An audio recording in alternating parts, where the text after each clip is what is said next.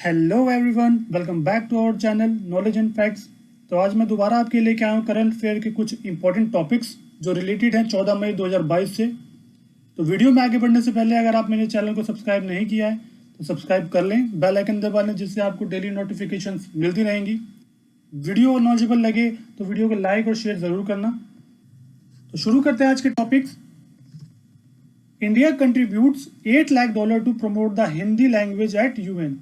तो जो इंडिया है उसने हिंदी लैंग्वेज को प्रमोट करने के लिए यूनाइटेड नेशंस को $8 लाख दिए हैं। The government of India has contribute $8 lakh to the United Nations as part of the initiative which aim to enhance public outreach of the organisation in Hindi. R Ravindra, India's deputy permanent representative to the United Nations, handed over a check for the Hindi at UN project to Meeta Hosani, Deputy Director and Officer in Charge, News and Media Division, UN Department of Global Communication यानी DGC। तो इसमें बताया जा रहा है कि जो India ने $8 लाख जो दिए हैं संयुक्त राष्ट्र को यानी यूनाइटेड नेशंस को, उसका उद्देश्य था हिंदी की सार्वजनिक पहुंच को बढ़ाना। संयुक्त राष्ट्र में यानी यूनाइटेड नेशन में भारत के जो उप स्थायी प्रतिनिधि आर रविंद्र, उन्होंने संयुक्त राष्ट्र के वैश्विक संचार विभाग यानी डिपार्टमेंट ऑफ ग्लोबल कम्युनिकेशन की उप निदेशक और प्रभारी अधिकारी मीता होसाली को हिंदी एट यूएन परियोजना के लिए एक चेक दिया। तो इस परियोजना को भारत द्वारा 2018 में संयुक्त राष्ट्र के जन सूचना विभाग के सहयोग से दुनिया भर में हिंदी भाषी आबादी के बारे में जानकारी प्रसारित करने के लिए शुरू किया गया था। 2018 से भारत हिंदी में डीजीसी की मुख्य धारा की खबरों और मल्टीमीडिया सामग्री में अतिरिक्त बजटीय योगदान प्रदान करके संयुक्त राष्ट्र डीजीसी के साथ साझेदारी कर रहा है, यानी डिपार्टमेंट ऑफ ग्लोबल कम्युनिकेशन के साथ साझेदारी कर रहा है। अगला टॉपिक आता है हमारा, in Manipur the Indian army will open a coaching centre for pure peoples. The Indian Army has started providing residential tutoring to children from economically disadvantaged and deprived areas of Northeast to prepare them for all India competitive tests such as engineering and medical admissions। तो जो भारतीय सेना है वह मणिपुर में coaching centre start करेगी, जिसमें वह आर्थिक रूप से वंचित बच्चों को ट्यूशन देंगे, जिसमें वह इंजीनियरिंग और मेडिकल जैसे टेस्टों में प्रवेश ले सकते हैं या एडमिशन ले सकते हैं। अगला टॉपिक आता है हमारा, Madhya Pradesh startup policy launched by prime minister Modi. तो जो प्रधानमंत्री हैं उन्होंने मध्य प्रदेश स्टार्टअप नीति की घोषणा की है। Prime minister Narendra Modi announce the Madhya Pradesh startup policy and spoke to the startup community via video conferencing at the Madhya Pradesh startup conclave in Indore. The Prime Minister also unveiled the Madhya Pradesh Startup Portal, which would ease and promote the startup environment in the state। तो इसमें बताया जा रहा है कि प्रधानमंत्री नरेंद्र मोदी हैं, उन्होंने मध्य प्रदेश में स्टार्टअप नीति की घोषणा की है और इंदौर में मध्य प्रदेश स्टार्टअप कॉन्क्लेव में वीडियो कॉन्फ्रेंसिंग के माध्यम से स्टार्टअप समुदाय से बात की थी। तो इस कार्यक्रम में मुख्यमंत्री शिवराज सिंह चौहान के साथ साथ प्रमुख अधिकारी और उद्यमी शामिल होंगे। अधिकारी के अनुसार मध्य प्रदेश में केंद्र सरकार द्वारा मान्यता प्राप्त 1937 स्टार्टअप हैं, जिसमें से 35% महिलाएं चला रही हैं। Padmashri doctor Ramakant Shukla, a profound Sanskrit and Hindi scholar, has passed away in Aligarh, Uttar Pradesh. He was born in Khurja city in Bulandshahr district, UP. Doctor Ramakant Shukla is the founder and general secretary of Devavani Parishad in Delhi and the founding chairman and editor of Arvasina Sanskritam, a quarterly journal in Sanskrit. He was conferred the title of Sanskrit Rashtrakavi, Kavi Ratna and Kavi Shiromani by literary and Sanskrit organizations। Padmashri doctor Ramakant Shukla ji हैं, उनका अलीगढ़ उत्तर प्रदेश में निधन हो गया है। उनका जन्म जो है वो यूपी के बुलंदशहर जिले के खुर्जा शहर में हुआ था। डॉक्टर रमाकांत शुक्ला दिल्ली में देववाणी परिषद के संस्थापक और महासचिव थे और संस्कृत में एक त्रैमासिक पत्रिका अर्वासीन संस्कृतम के संस्थापक सदस्य और संपादक हैं, यानी थे। साहित्यिक और संस्कृत संगठन द्वारा उन्हें संस्कृत राष्ट्रकवि, कविरत्न और कवि शिरोमणि की उपाधियों से सम्मानित किया गया था। भारत सरकार ने उन्हें साहित्य शिक्षा के लिए 2013 में पद्मश्री से सम्मानित किया था। 2009 में उन्हें संस्कृत श्रेणी के तहत राष्ट्रपति पुरस्कार से सम्मानित किया गया था। उन्हें कविता मामा जननी के लिए संस्कृत श्रेणी के तहत 2018 में साहित्य अकादमी पुरस्कार भी मिला था। उन्हें यूपी सरकार के राज्य पुरस्कार से भी सम्मानित किया गया है। 5,000-year-old jewellery factory rooted out in Haryana Indus valley side Rakhigarhi. 5,000 साल पुरानी ज्वेलरी फैक्ट्री खोजी गई है हरियाणा के इंडस वैली में, राखीगढ़ी में।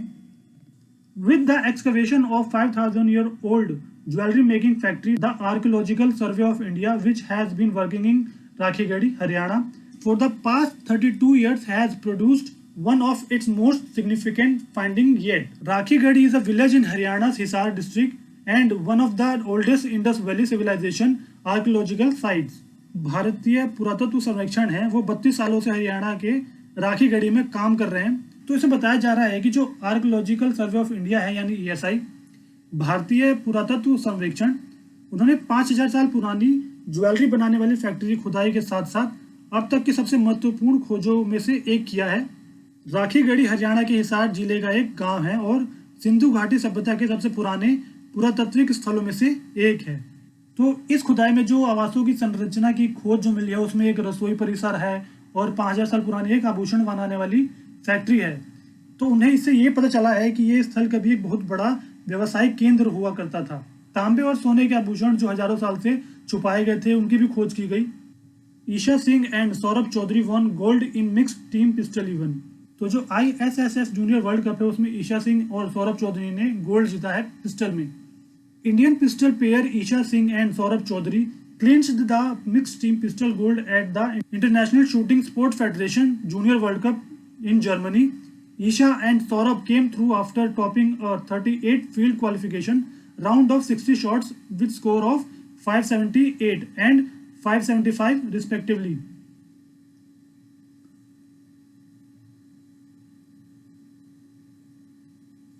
तो इसमें बताया जा रहा है कि जो भारतीय पिस्टल जोड़ी है ईशा सिंह और सौरभ चौधरी ने जर्मनी के सुहल में इंटरनेशनल शूटिंग स्पोर्ट फेडरेशन यानी ISSF जूनियर वर्ल्ड कप में, तो जो ईशा और सौरभ हैं उन्होंने 60 शॉट के 38 फील्ड क्वालिफिकेशन राउंड में 578 और 575 के स्कोर से टॉप किया है।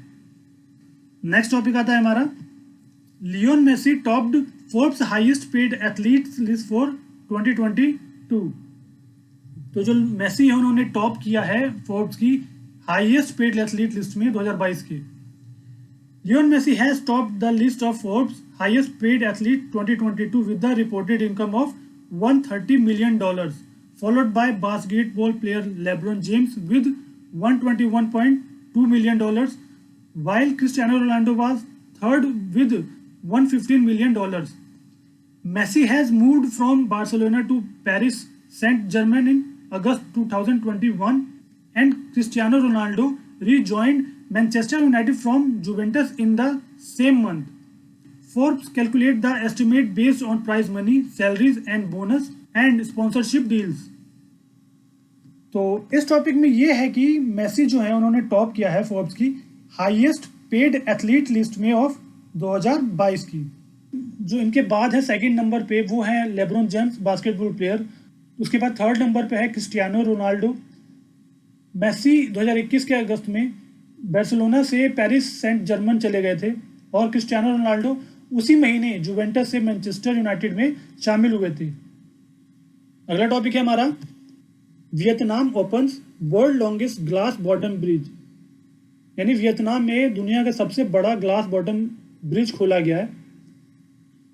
World's largest glass bottom bridge was opened in Vietnam. It is called Vietnam's Bach Long pedestrian bridge which is 632 meters long and located 150 meters above a huge jungle. As per the reports, the Asian country has opened a glass bottom bridge suspended above a lush jungle. It surpasses a 526 meter glass bottom bridge in Guangdong, China. The back long pedestrian bridge means white dragon in Vietnamese. The bridge suspended above the rainforest and bridge can support up to 450 people at a time and the floor of bridge is made from tempered glass. तो इसे Vietnam का back Long pedestrian bridge यानी back long पैदल यात्री पुल भी कहा जाता है, जो 632 मीटर यानी 2073 फीट लंबा है और एक विशाल जंगल के ऊपर 150 मीटर की दूरी पर स्थित है। रिपोर्ट्स के अनुसार एशियाई देश ने हरे भरे जंगल के ऊपर निलंबित एक कांच के नीचे का पुल खोला है। यह है ग्वांडोंग चीन में है, जो कि है 526 मीटर लंबा। तो जो बैक लॉन्ग पेडेस्ट्रियन ब्रिज है उसका वियतनामी में मतलब है वाइट ड्रैगन। तो जो पुल है वो एक बार में 450 लोगों का वजन सह सकता है और पुल का फर्श टेम्पर्ड ग्लास से बना है। अगला टॉपिक आता है हमारा, UAE president H Sheikh Khalifa bin जायद पास्ट अवे। तो यूएई की जो प्रेसिडेंट है शेख खलीफा बिन जायद, उनका निधन हो गया है। UAE president and ruler of Abu Dhabi Sheikh Khalifa bin Zayed Al नहा UAE president and ruler of Abu Dhabi Sheikh Khalifa bin Zayed Al Nahyan passed away. He served as the president of the UAE and ruler of Abu Dhabi since November 3, 2004. The Ministry of Presidential Affairs condoles the people of the UAE, the Arab and Islamic nation, and the world over the demise of His Highness Sheikh Khalifa bin Zayed, the President of the UAE. तो उन्होंने 3 नवंबर 2004 से संयुक्त अरब अमीरात के राष्ट्रपति और Abu Dhabi के शासक के रूप में कार्य किया था। राष्ट्रपति मामलों के मंत्रालय ने शेख खलीफा बिन जायद अल के निधन पर यूएई, अरब अमीरात, इस्लामिक राष्ट्र और दुनिया के लोगों के प्रति संवेदना व्यक्त की है। शेख खलीफा जो थे 1948 के दूसरे राष्ट्रपति और अबू धाबी अमीरात के 16वें शासक थे। वह शेख जायद के सबसे बड़े बेटे थे। वह अपने पिता स्वर्गीय शेख जायद बिन सुल्तान के उत्तराधिकारी चुने गए थे। तो जो शेख जायद बिन सुल्तान थे उन्होंने 1971 से 2 नवंबर 2004 को निधन होने तक संयुक्त अरब अमीरात के पहले राष्ट्रपति के रूप में कार्य किया था। ये उन्हीं के बेटे हैं जिनका अब निधन हुआ है, शेख खलीफा जायद। South Korea becomes first Indian country join NATO cyber defence group. तो इस टॉपिक में ये है कि जो दक्षिण कोरिया है वो एशिया का पहला एकमात्र देश बना है जो नाटो साइबर डिफेंस ग्रुप से जुड़ा है। South Korea become the first Asian country join in North Atlantic Treaty Organisation cooperative cyber defence centre of excellence. South Korea's national intelligence service यानी NIS is joined as a contributing participant in the NATO cooperative cyber defence centre of excellence. तो इसमें जो बताया जा रहा है कि दक्षिण कोरिया जो है वह नाटो के साथ सहकारी साइबर रक्षा केंद्र में शामिल होने वाला पहला एशिया देश बना है। दक्षिण कोरिया की राष्ट्रीय खुफिया सेवा यानी NIS नाटो सहकारी cyber defence centre of excellence में एक योगदानकर्ता भागीदार के रूप में शामिल हुई है। तो अब नाटो के कुल आधिकारिक सदस्यों में 32 देश हैं, जिसमें 27 नाटो सदस्य हैं और 5 गैर नाटो राज्य शामिल हैं जो योगदानकर्ता के रूप में हैं। दक्षिण कोरिया ने लॉक्ड शील्ड 2022 में भाग लिया है, जो दुनिया में सबसे बड़ा और जटिल वार्षिक अंतर्राष्ट्रीय लाइव फायर साइबर रक्षा अभ्यास है। ये 2020 से लगातार 2 वर्षों से भाग ले रहा है। तो आज की वीडियो को यही एंड करते हैं। होपफुली आपको वीडियो नॉलेजेबल लगी होगी। अगर नॉलेजेबल लगी हो तो वीडियो को लाइक करें, शेयर करें। अगर आपकी कोई क्वेरी हो तो मुझे कमेंट करके ज़रूर बताएं। चैनल को सब्सक्राइब कर लें और बेल आइकन को दबाना ना भूलें, जिससे आपको डेली नोटिफिकेशंस मिलती रहेंगी। मैं मिलता हूँ आपसे नेक्स्ट वीडियो में।